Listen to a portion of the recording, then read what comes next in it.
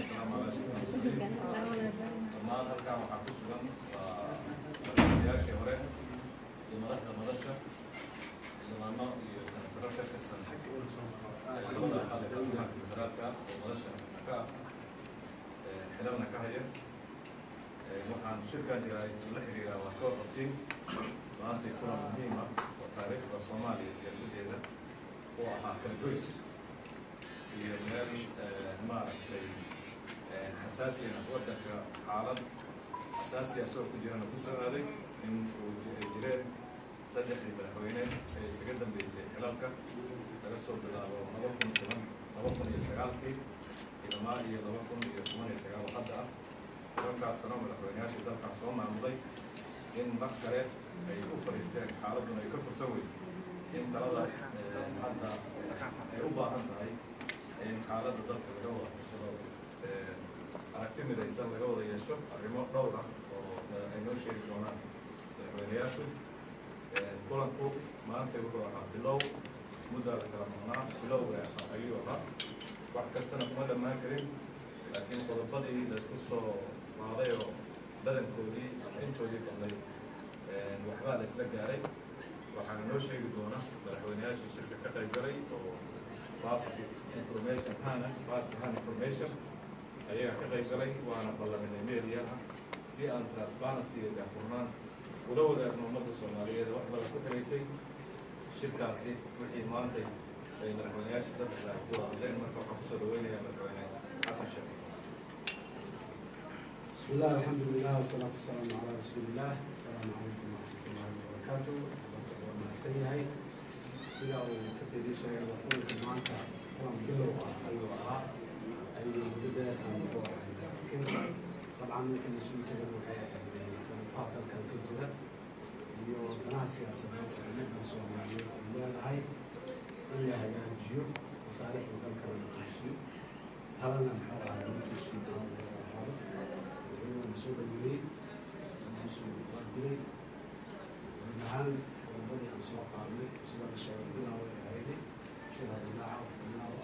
مستقبل أساس على الشباب بدن وصحيح الجمال الديني أيها وربنا دعونا عن سوق قارني وحي عن كون هذا الوقت هاي وأنا قرناية أكو حرب هنا سوق كوبا والأمم سنة ومحن في هذا أمور الصومالية أي تاجي سوق كان بدأ هاي كلامها وتبين تبه وعن كل محن في هذا سفي عن مكان بعض الصوماليين بريان البلدان يدرين لي حاكم لها أرماد الشوك أرماد الشوك اللي إحنا سوق قادم وقت بدنا نجيبه سفي عن بعضنا وحنا نسخسر دويني إن دل كاني دور شكر بعض وقت جدي كدعو extension أما كل سينو أداة دستورية عن الجيران دورشدنا أي كون قيب كلام ولا دورته لما هي أداة دستورية طلاب الدرك كجوا دورشة صوبات لما أنتم وقت جدي دورشة بعض سيد أي عيسو نوع أي مقرنسو وعلى نور هضليا وأنا لقوا الشرع دورشة هذا اللي قبل ياي دك أنتي سببني أي بديهين إلى دك كان كتعلق لقيت الشرعي بس لا أقبلي أي نقص قلمي قل كاس مدينة واستعبرني وحي فرسما وسيد تعالى يسلي وسعودي يسلي تاسلي سلي سلي وعهما محمد هاي جد لو مفضول دون أو بعد دون وحكى من سوق عامي وحي خلافات يجروا قدام العالم قدامه سيجارة عامة في كذا قارون إن هو الحبل قدامه مستقبل كافي عرفت قصة إلى عرفت الدستور كحقوق المواطنين مبدأها أيضا السلوك كله أنا أصلا كلامي السلوك الجمهوري ده إلا إيراني يولد أي إيراني السوق annaga siyaasiyiinteena iyo shacabkuna ay dhinacooda ka ilaaliyaan ayagana dastuurka waxa uu farayana ay dhowraan. arrimaha ammaanka aad iyo aad ayay muhiim u ahaayeen ayagana wax waqti badan aan muhiimnay waxaan isla afgaranay isla garanay amniga inaan la siyaasadaynin ciidamada amniga iyo hay-adaha amniguna ay siyaasadaysiin siyaasadda ay ka madax banaanaadaan siyaasad aan loo isticmaalin siyaasiyiintuna haddii khalad farsamina uu ka dhaco aanay siyaasadaynin oo aan haddii askari qaldamo iyo qof qaldanta ay jirtaan oo qalad samayso amniga ka shaqeeyahay aanan la siyaasadaynin ciidamada iyo hay-adaha amniga siyaasadda ay ka madax banaanaadaan oo aan loo isticmaalin qaab siyaasadeed ayagana aad iyo aad ayaan u dul istaagnay waana isla garanay. waxaa kale oo madaxweynaha aan ka hadalnay isla soo qaadnay iyadana arrimaha ku saabsan gobolka banaadir. gobolka banaadir iyo dadka ku nool in duruufahooda dowladdu ay wax ka bedesho la hagaajiyo la qurxiyo maxaan ku dhahdaa aad looga wada hadlo sida ay muxuu ay ku fuli karaan dadka gobolkan degan xuquuqdooda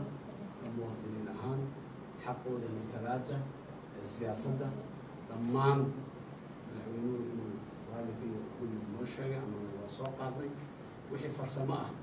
iyo sida ay wax u dhacayaan iyo sida ay ku suurtagelayso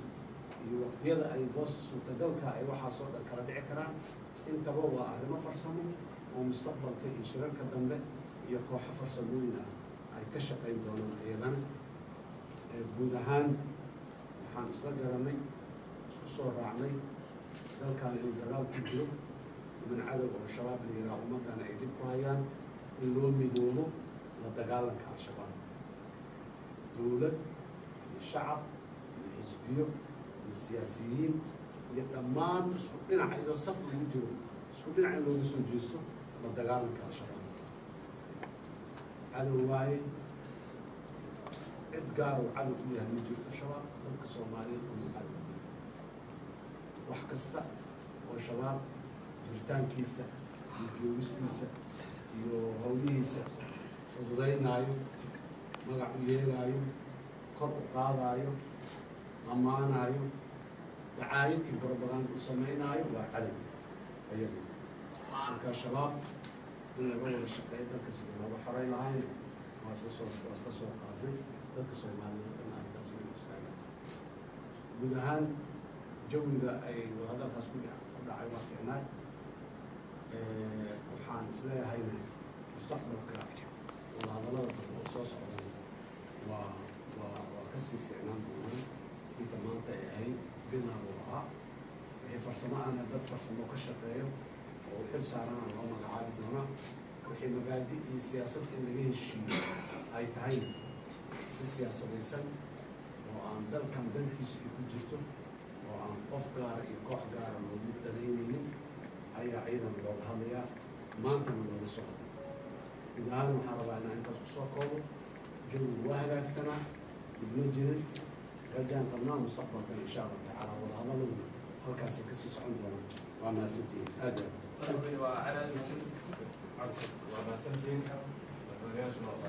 waxaan idin sheegaynaayo madaxweynayaashu ay ku dareen intoodii oo aftoodu ayagu ka sheegin in wixii dhacay labada jeer ee lasoo dhaafay aeroboortka lagu celiyey iyo arrintii u dambeysay oo madaxweynuhu halkan shirka lagu qabtay shirka jiraayay in arrintaas madaxweynuhu xusiyo uu ka bixiyey kana garaabay una garaabid ay ku haqeen ee u soo qaadeen intii kale ee xisbiyada ka tirsanayd iyo soomaalida guud ahaan kuwii loo gurmanayey iyo kuwii kismaayo lagu socday iyo kuwii maaragtay loo gurmanayo gurmadkoodii saacada la hakiyey khatartana loo geliyey arrintaas garaabid tii u dambeysay xitay soo qaadeen wayna ku aqbaleen annaguna sidaasaan ku aqbalnay arrintaana warbixin bay ahayd wax su-aalaha oo jeedinaya ma jirto.